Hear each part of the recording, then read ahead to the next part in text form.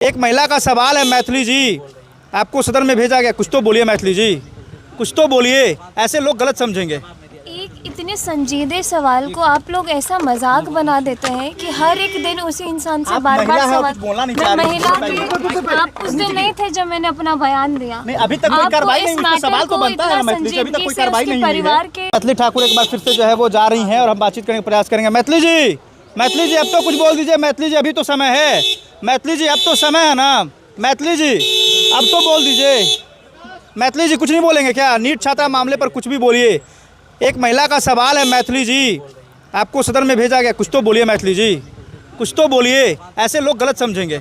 एक इतने संजीदे सवाल को आप लोग ऐसा मजाक बना देते हैं कि हर एक दिन उसी इंसान से बार बार सवाल। मैं महिला थी, आप उस दिन नहीं थे जब मैंने अपना बयान दिया। नहीं, अभी तक कोई कार्रवाई नहीं हुई, सवाल तो बनता है मैथिली जी, अभी तक कोई कार्रवाई नहीं हुई है। परिवार के बारे में सोचते हुए आपको थोड़ी संजीदगी। ड्राइवर साहब कोई कार्रवाई नहीं हुई, तो सवाल चल रहा है, जहां चल रहा है पूरा।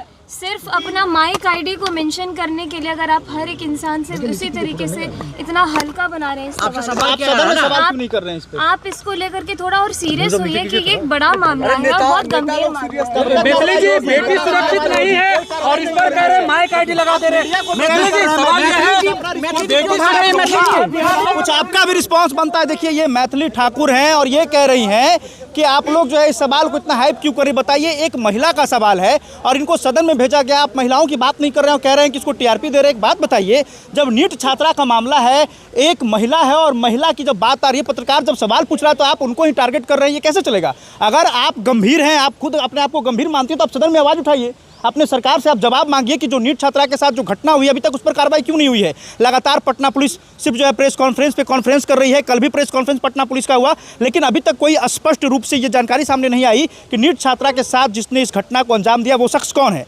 भाई वीरेंद्र कह रहे हैं कि एनडीए के कोई बड़े नेता का बेटा का हाथ है। अब वो कौन लोग है जिसे पुलिस छुपा रही है? प्रेस कॉन्फ्रेंस में तमाम चीज़ें सामने आ रही है, पुलिस ये तक कन्फर्म नहीं कर पा रही है कि ये घटना जहानाबाद में हुई या फिर ये घटना पटना में हुई। आखिर क्यों? पुलिस क्या छुपा रही है, किस साक्ष्य को छुपा रही है? और जब बातचीत की गई मैथिली ठाकुर से तो वो पहले तो जवाब देने से बची, लेकिन लगातार जब मीडिया सवाल पर सवाल करने लगा, लगातार उनसे प्रतिक्रिया लेने का प्रयास करने लगा, तो वो थोड़ा जो है वो एकदम रूडली बिहेव से बातचीत करती है और कहती हैं आप इसे इतना हाइप क्यों कर रहे हैं, वो मजाक बनाकर रख दिया। एक बात बताइए, सवाल पूछना क्या मजाक का पात्र है? एक सवाल तो बनता है, एक छोटी सी बच्ची का सवाल है जो अरमां सजोए आई थी पटना पढ़ाई करने के लिए, उम्मीद था कि डॉक्टर बनेंगे, लेकिन वो अब इस दुनिया में नहीं है। अब बताइए, अगर इस पर सवाल करना अगर कोई गलत है तो फिर क्या आखिर पूछा जाए? क्या मैथिली ठाकुर का ये कर्तव्य नहीं बनता कि ये एक बच्ची के लिए सवाल कर सके सदन में, अपने सरकार से ये पूछ सके कि आखिर जो बच्ची अरमान सजा के आई थी पटना कि मुझे पढ़ लिख कर डॉक्टर बनना है, वो मारी गई और उसके साथ घिनौना हरकत हुआ, तो कहीं ना कहीं ये जवाबदेही नेताओं की भी बनती है कि मैथिली ठाकुर कितनी सफाई देते हुए आराम से निकल गई, ये एक सवाल बनता है। क्या हमने सवाल पूछकर गलत किया? कमेंट सेक्शन में जरूर बताइएगा। धन्यवाद।